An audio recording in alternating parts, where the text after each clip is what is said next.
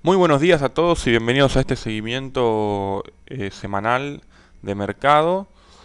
Vamos rápidamente a analizar lo que pasó en esta ya tercera semana de enero. Yendo a las estadísticas, estamos en un mes bastante inusual. ¿Por qué? Porque vamos a tener en este mes de enero del 2011 5 viernes, 5 sábados y 5 lunes, algo que pasa cada 800 años.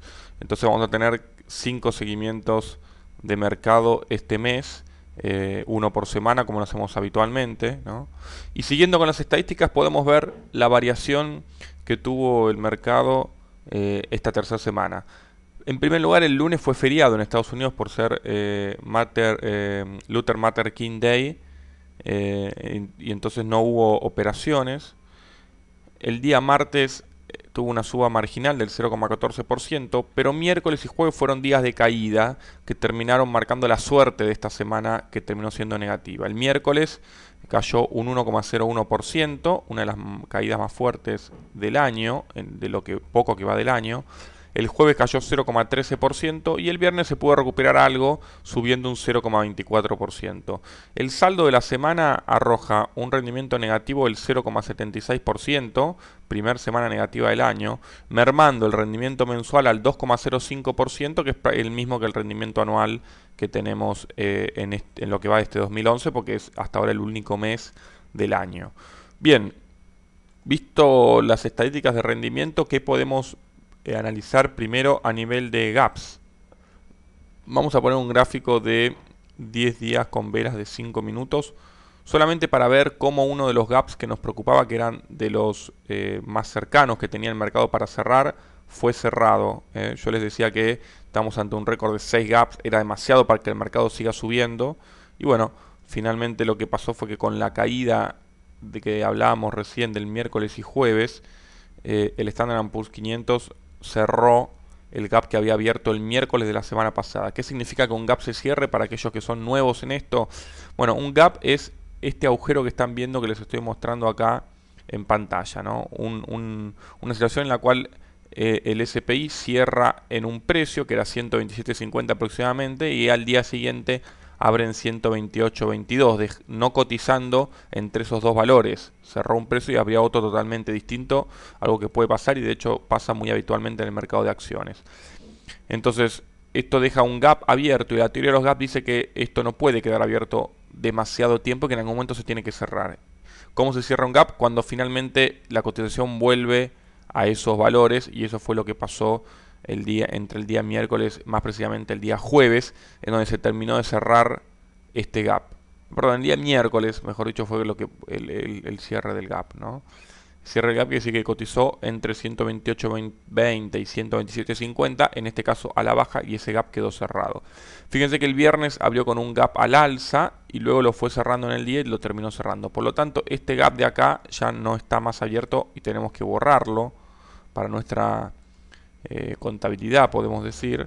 Y ahora vamos a ver cómo queda el gráfico del SPI entonces con un eh, de más largo plazo. Recién, ya para poder ver los gaps, puse un gráfico de creo que eran 10 días con velas de 5 minutos. Ahora estoy viendo un gráfico de 9 meses con velas diarias para poder verlo en mayor profundidad. Y entonces vemos ahora sí que el gap más cercano para cerrar es el que tiene entre 120 y 121, que es casi un 7 y pico por ciento del nivel en el cual se encuentra ahora. Volvemos a tener 1, 2, 3, yo les diría 5 gaps abiertos, porque acá hay uno muy chiquito que prácticamente no cuenta. Antes teníamos 6 y ahora vamos a tener 5 gaps abiertos. ¿Qué pasó con esta caída de la semana pasada? Bueno, fíjense que eh, el RSI, que estaba en niveles muy claros de sobrecompra, yo se los había marcado en 80 y pico, y les decía que la situación no era sostenible durante mucho tiempo, tuvo una caída hasta los 59, sigue estando en niveles de sobrecompra, ¿no? Lo ideal para que el mercado tenga margen para seguir subiendo es que el RSI vuelva a estar en niveles de sobreventa, y para ello el mercado tendría que ir a testear seguramente la media de 50, que es esta línea roja que ven ahí, en 124.06. Eso sería un nivel sano de testeo, pero necesitaríamos una caída del 3 y pico por ciento que podría darse seguramente disparada por alguna noticia, ¿no?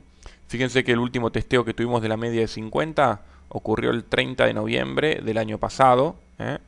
Y anteriormente a eso habíamos tenido un testeo en agosto, o sea que cada 3 meses aproximadamente se puede decir hay testeos de la media de 50, ya sea de abajo o hacia arriba. Ahora tenemos diciembre y lo que va a enero, un mes y medio que la media no se testea, y ese testeo podría ser o en las 2 semanas que quedan de enero o ya probablemente en febrero, pero no debería demorarse mucho más ese testeo de la media con un RSI sobreventa, que podría ser alguna oportunidad de compra. De cerca estamos siguiendo el oro GLD, porque siguió cayendo la semana pasada, fíjense, tiene dos gaps para cerrar arriba, esto es al revés, que el SPI lo cerraría subiendo, el RSI está claramente sobrevendido, el precio ideal de compra para aquellos que les interese sería 124.71, que es un testeo de la media de 200, pero un poquito antes probablemente se puedan empezar a cargar posiciones, teniendo en cuenta que este puede ser un muy buen activo para tener en el mediano y largo plazo y cubrirse de esa forma de la inflación.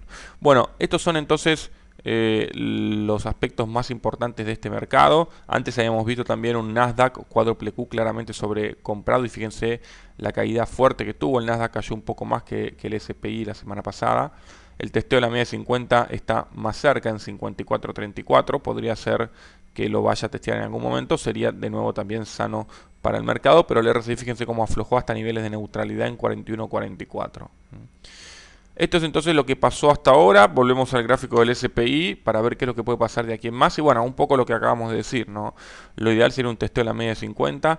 Podría seguir subiendo el SPI un poco más, pero no debería alejarse demasiado de esta zona, habida cuenta de que tiene muchos gaps para cerrar abajo y sigue siendo lo mismo que venimos analizando hace un tiempito, en donde yo les vengo alertando sobre